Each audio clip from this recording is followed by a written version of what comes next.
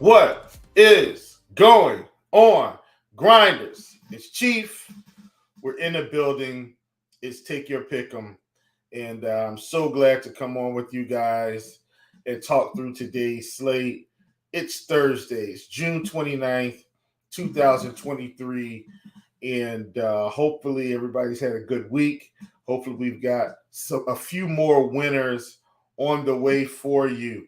As you guys know, we're going to kick it off with winning words of wisdom. And this was coming from Russell Wilson, ironically, who is a guy that's been pretty positive his whole career. And this is something Russell Wilson says. He says, I truly believe in positive. It's synergy, that your positive mindset gives you a more hopeful outlook, and belief that you can do something great means you will do something great. So think it, be it, become it. If you've got the positive mindset, you've got the hopeful outlook, you've got the belief. If you think you're going to do something great, that means you're going to do something great. And so listen, today we've got a very, very special guest coming in from the prop shop.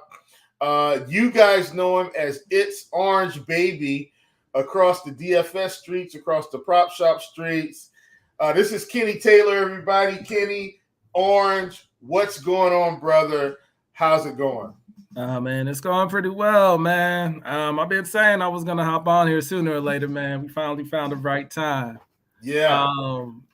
I feel like the WNBA just like blessed me with a Pacific-only 3-game slate, since each game starts 7 p.m. PST tonight. Yeah. And so for me, that means all the games start at 10 EST. So it's going to be, at the end of the night, I'm going to be up a little bit sweating. But listen, man, I appreciate you coming on for sure. Definitely a good friend in the industry. I'm going to kick this thing up. I'm going to go to our recap from yesterday. This has been a real good week for me in the MLB streets overall. Everything's starting to come together. And it's June, and so typically I know that around June, MLB starts to really take off. So it's not something that I was surprised by, but just to kind of go over our record for the month, we are 29, 31, and 2. Right at the end of the month, we're about to dig ourselves out of the hole, but we've been profitable along the way. So don't ever let the record fool you, but I do like to keep an account of where we actually are in the play. So yesterday, did not get the sweep, man. We had a 2-day sweep. I was hoping for the 3rd-day sweep. Didn't get it, but we basically split. So we 2-2. Had Blake Snell more than 7 strikeouts. We got that one. Aaron Nola more than 6. Had a meltdown in the 5th inning. Just a meltdown. So we did not get that one. Christian Javier, less than 5 strikeouts. We got that. And then we won at Kodai Senga, less than 99.5 pitches, and that one did not come through. Probably should have just stuck with the strikeouts there facing Milwaukee, but we went with the pitch count prop just because I think, in my estimation, I thought he was going to get through 6, probably in around 95-ish pitches, and he was almost there.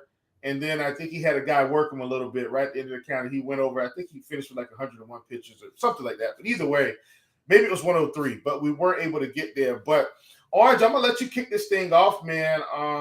And let's just kind of talk about so let me say this about Orange, a.k.a. Kenny Taylor. This man is like the niche specialist. If you want to get in on lacrosse, if you want to get in on Euro basketball, women's college basketball, WNBA, and it's not all niche, but listen, man, he's got a lot of irons in the fire. And one of the things I like about Orange is he's not just kind of giving it to us. Orange watches these Euro games so he can kind of track it and make sure he's making good calls along with the other data points. So I just kind of want to give that out about you. Orange, kind of how did you kind of get into some of the alternate sports, which I love sports in general, but kind of how did you get into Euro basketball, women's college basketball, WNBA, and then kind of translate that into success in the pick'em and prop streets? Funny thing about it is I didn't even start betting on it when I got into it. Started watching Euro basketball. It wasn't even European basketball. It was Filipino basketball, the Filipino Basketball League. I was watching it because I had a night job while I was in college, and I'm like, hold up, I remember this dude from whatever college, and I'm like, okay, let me watch that. Then I got into a little CBA, Yeah. and I always watch WNBA here and there. Growing up, since it comes on during the non-basketball months in the States, but Yeah. I really got into it probably in 2016. Funny thing about it, Jew Lloyd, Jackie Young, Breonna Yeah. Turner, Marino Mabry, they was all on the same team on Notre Dame. And I was like, man, these girls are actually pretty good. Cause I always, thought, it was kind of like Sarah Swoops playing basketball. Oh And yeah. it That's wasn't throwback. That's Houston Comets. You're going way back. Yeah, it You're wasn't going like, way back. The Comets. Oh my gosh. It wasn't like the game was played a whole lot different back then. Yeah. But once I got back into it in 2016, I'm like, man, these girls kind of playing like it's 2000 NBA. That's what a lot of people don't understand. Like the women's basketball league right now is more like 2000 NBA than now NBA. Yeah. You see a lot of the same sets that you saw back then, and Agubawale, she's basically just an old school, 2000. Let me just dribble, take the shot, break down my defender. It just like it allows me to relive the basketball that I love. Yeah. When it came to the other niche sports I'm in, it really just happened due to life.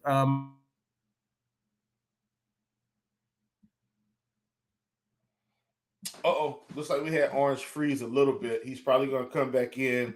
Orange, when you catch up, don't worry, my friend. We will continue our interview. There we go. There we go. Are you back? Is Orange Back. back? Okay, Orange is back. Orange is back. He was talking about the other niche sports, how you got into it, Orange. Yeah. With lacrosse, it was just dated somebody who brother was actually a lacrosse player, and I'm like, oh wow, this sport's actually fun to watch. Yeah. So then a couple years later, saw it on ESPN. I'm like, man, I'm watching college lacrosse now. Comes on Saturday noon. I'm like, okay, I got free time over there. So I started following it. Then I want to say PrizePicks finally put it up last year. Yeah. And I wasn't really too heavy into it then, but I'm like, man, I remember this dude. I remember this dude. I remember this dude. And now actually in about a week, I'm going to SoCal to watch the national lacrosse team. Okay. See, that's what I'm saying. Listen, folks, if you want to get into the niche sports, you got to get with Orange. I'm going to give out a couple plays. Orange is going to give out a couple plays, and we will get out of your hair. But first play for me, I'm actually going to give out two early ones today because we got an early slate. And so both of these are going to be on PrizePicks today for me. I will tell everybody I'm playing a lot lighter today, like the slate smaller, and so I don't force things just to force it. So I'll have two plays for you today on PrizePicks. So the first one for me is going to be Luis Ortiz on PrizePicks. He's at 2.5 earned runs. We want more than that projection when we look at Ortiz. I mean, 15% K rate in the season, 12% to lefties, 17% to righties, 10% walk rate.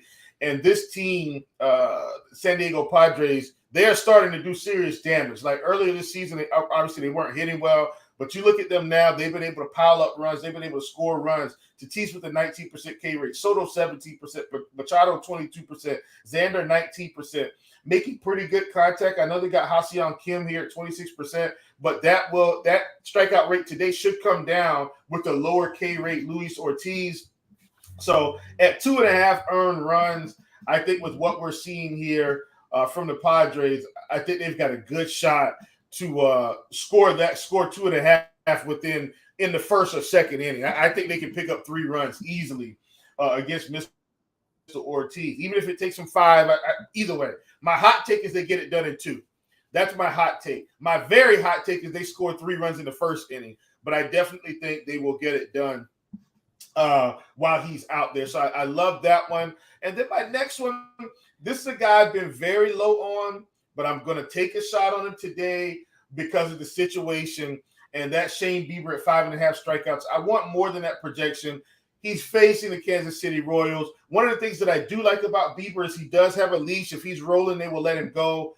At 5.5, I want more. I mean, this team, the strikeouts are starting to pile up as the season comes along. Prado at the top of this lineup at 36%. Witt at 21, Salvador at 22. That's reasonable, obviously, but now we got Melendez at 28, Garcia at 24, 19 for Isbell, 16 for Olivares, and then at the bottom, 34% for Waters, 33% for Samad Taylor in very limited plate appearances. But at 5.5, the projections on our side here, at least the RotoGrinders projections have them at 6.41 projected strikeouts. And once again, this is mainly a play where I think Kansas City's striking out a lot more. And I'm going to go to the last 30 days on Kansas City. And let's see, so we look at the last 30 days. We've still got some strikeouts. Salvador's striking out a little bit more, Witt a little bit less, but still overall, we see that the strikeouts are there. So I'm very excited about this opportunity. And those are going to be my two plays that I contribute to the show. Those two plays will count in the official tally. We've got our special guest, Orange, the niche master extraordinaire. He's going to give up some plays, and then we will get out of your hair. Orange, where are we headed, brother? What's kind of where are you leaning today in terms of what you want to get in on? Today, I'm actually playing kind of light as well. One play that I do love is actually in the Seattle Lynx game. Okay. They got Diamond Miller. They don't have her yet on PrizePicks, but I saw her on Underdog for 12.5. Yeah. I really see her going under 12.5. The reason behind that is last game they actually played Seattle as well. She actually had an outlier, shot probably about 60% in that game. But if you know Diamond Miller, her game is getting to the line. She took 0 free throws attempts in that game to go over her line of 12.5. So I really don't see that happening again because Seattle, as bad as they are, they really don't send players to the line too often. I want to say out of the 12 teams in the league, they're probably in the bottom 3 to sending players to the line. So I really don't see the free throws happening, really don't see the high percentage happening as well. And the second play is actually in the same game with Jewel Lloyd, over 3 3-pointers made. Oh, she's been jacking them this season. Yeah. no Breonna Stewart. Like, you can see it every game now. Like, she just throwing them up. And Orange, I hate to interrupt you. I'm just mentioning this. Like, she was at 2.5 for a good little stint during the season. Like, we could get her at 2.5. I mean, man, I was hammering that one. Like, that was like a staple. So I'm going to shut up now at 3. I mean, I've seen her make like 6 or 7. So it's crazy. Orange, please talk to us about Lloyd. It's kind of funny because that's actually not her game. I brought her up when I was talking about Notre Dame. Like, that's definitely not her game. She never was much of a 3-point shooter since the players she had around her, but now she's getting about 10 attempts per game. So it's like, 10 attempts per game going up against the Lynx. I know there was an outlier last game. I think she shot 2 for 12 in the last game against them, but I really don't see that repeated. No. At worst, you're going to get a push with that. But I feel like you have more than good probability getting an over for that. And then I don't see it yet on PrizePicks since they don't have the combos yet. But New York is notorious for giving up points to guards. So if you actually see Jackie Young and Kelsey Plum combined for anywhere from, I want to say I probably will stop at 40.5. But I really could see them getting 41 points combined in this game. Since right now the total for the game is, I want to say 174. And it's a 6-point spread. Right now I kind of got Vegas winning the game 90-85. So Young and Plum getting about 45% of the points against the Liberty. I really see that's a high probability of happening with the way they play. Okay. Listen, man, you heard it right from the horse's mouth. Kenny giving out. Hopefully, what we're going to see is a sweep on the winners today. And man, I'm so glad Orange was able to join us, folks. And thank you all for coming out and hanging out with us. We'll go by recap. In terms of the MLB stuff, we got Bieber at 5.5 strikeouts. We want more than that projection for the early stuff. We've got Ortiz facing San Diego at 2.5 earned runs. We want more than that projection. We got Diamond Miller, as long as she hits the board at 12.5. I think Kenny said that was on Underdog. We want less than that one.